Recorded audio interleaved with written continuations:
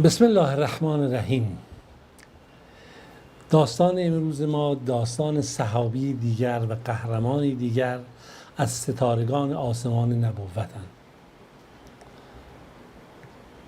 داستان شخصی که پیامبر خدا صلی الله علیه وسلم در موردش میگه که هر امتی امینی داره و امین امت من ابو عبیده هست. خب این ابو عبیده کیه که امین امت پیامبر خدا صلی الله علیه وسلم قرار گرفته؟ مورخین نقل میکنن چهره سفید و روشنی داشت، خوش برخورد بود، خوش روحیه بود، خوش سیما بود، اندامی ضعیف و لاغر داشت، یعنی آدم فربه و چاقی نبود، قد بلند و کشیده‌ای داشت، آرزه و گونه‌هاش هم همینجوری کمگوشت و لاغر بود. وقتی کسی بهش نگاه میکرد خوشش میومد، راحت میشد از نگاه کردن به اون، یعنی تماشا و نگاه به اون لذت بخش بود برای یک بیننده در واقع و انسان دوست داشت باهاش انس بگیره و الفت بگیره و قلبها در کنار این شخص آرام میشد. مازاد بر همه اینها آدم خیلی ساده‌ای بود، خیلی متواضع بود، خیلی فروتن بود، انسان با حیایی بود، اما با تمام این ویژگی‌ها وقتی کار جدی میشد ایشون سخت‌تر از اون که تصور کنید بود و مثل شیری بود که از بیشه خودش دفاع میکرد و از اطرافیان خودش و حریم خودش دفاع میکرد و چنان قدرتمند و نیرومند بود. چرا که ایشون کسی که امین امت پیامبر خدا صلی الله علیه وسلم هست. ایشون عامر ابن عبدالله ابن جراح هست. در واقع اسمش عامر هست، اسم پدرش عبدالله هست که الجراح که نسبت اونها هست، ولی اسم ابو کنیه ابو عبیده دیگه غلبه بر این پیدا کرده و در کتب تاریخ و سیره و حدیث و تفسیر شما ایشون رو با نام ابو عبیده میشناسید، ابو عبیده ابن جراح، و اهل قریش هست، بر همین اساس که دیگه ایشون هم در اون سرزمین بوده. عبدالله ابن عمر رضی الله عنهما نقل میکنه، میگه 3 نفر در قریش بودن که بهترین چهره و سیما رو داشتن، اخلاقشون از همه بهتر بود و دارای حیای خیلی زیادی بودن. اگر سخن میگفتن هرگز دروغ نمیگفتن و کسی هم سخن اونها رو تکذیب نمیکرد به خاطر صداقتی که داشتن. یکی از اونها ابوبکر بود، یکی عثمان ابن عفان بود و دیگری همین ابو عبیده ابن جراح بود. یعنی 3 نفری که دارای این ویژگی ها هستن که عبدالله ابن عمر در مورد اونها نقل میکنه.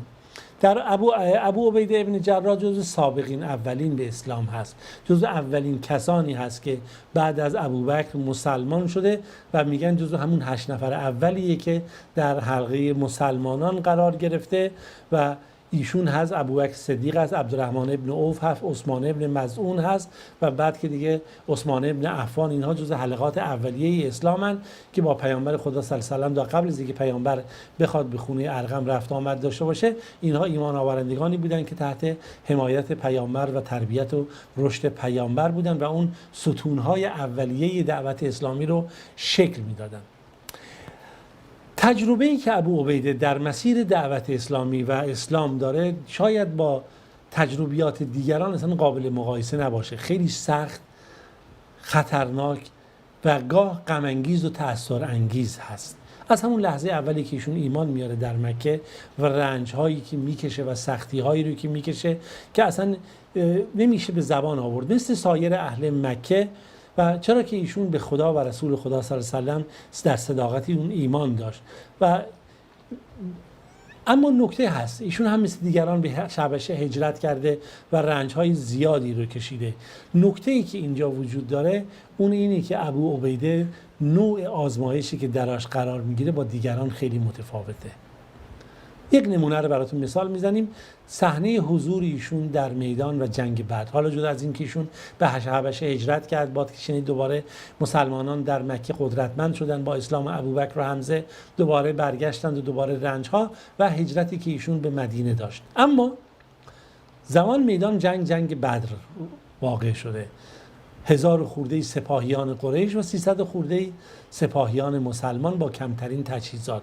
قریش عزمش رو جزم کرده که با هر توانی شده تمام مسلمانان رو نابود بکنه. میدان هم میدان جنگ، هیچ تعارفی هم درش وجود نداره، هر طرف شمشیر کشیده برای نابودی دیگران.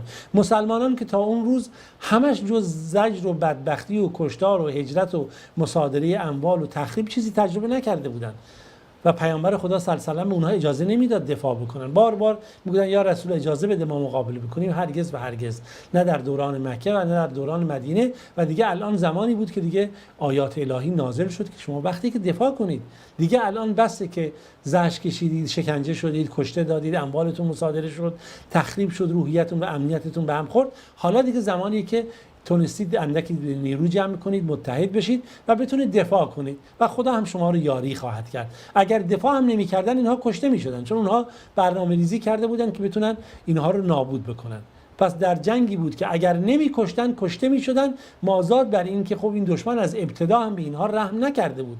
قریش و مشرکین عرب به هیچ عنوان از همون لحظه اول کنار اینا کوتاه نیامدن.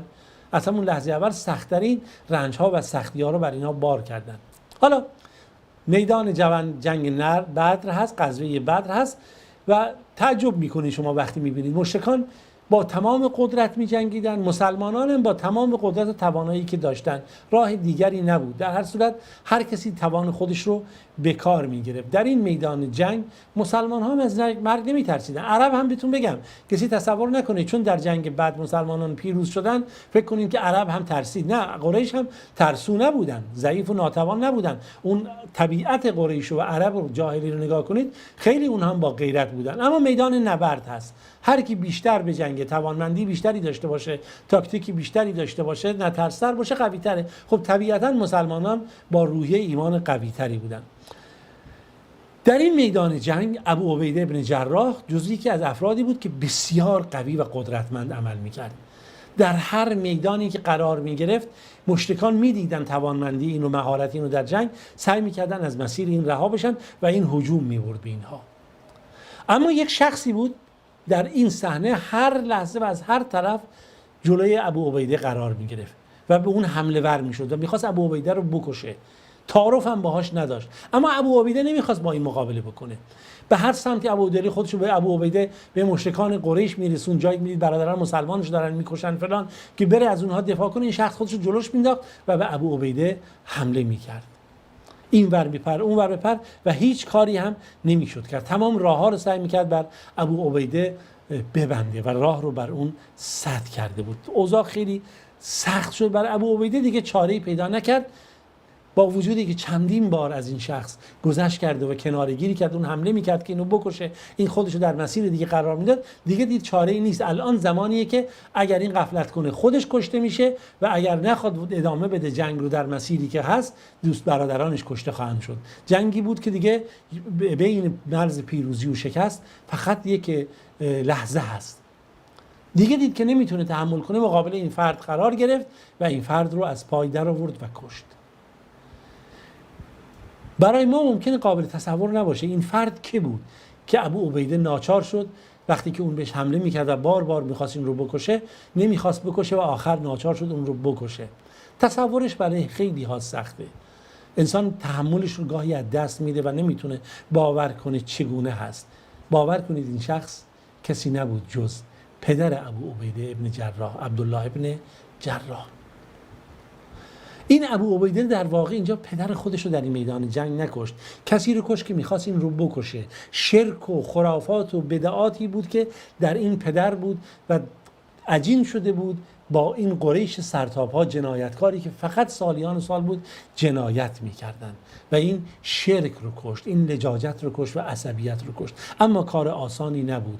در شأن این عمل ابو عبیده ابن جراح مفسران و ابن حجر نقل میکنند که این آیات الهی نازل شد که ای محمد تو هرگز قومی رو نمیبینی که به الله ایمان دارن، به روز آخرت ایمان دارن، اما دوستی بورزن، کنار بیان و مدارا کنن با کسانی که با خدا و رسول دشمنی میکنن، با خدا و رسول سر جنگ دارن و برای نابودی خدا و رسول دارن تلاش میکنن، هرچند که اون اشخاص پدرانشون باشن، فرزندانشون یا برادرانشون یا قبایلشون باشن. خداوند در قلبهای اینا ایمان قرار داده، با روح و رحمتهایی از جانب خودش اونها رو تقویت میکنه و وارد بهشت میبره، بهشتی جاودان که خدا از اونها راضی شد و اونها هم از خدا راضی شدن. و اینها هستن یاران واقعی خدا و اینها هستن گروه واقعی که خداوند داره ذکر میکنه و اونها جز رستگارانه.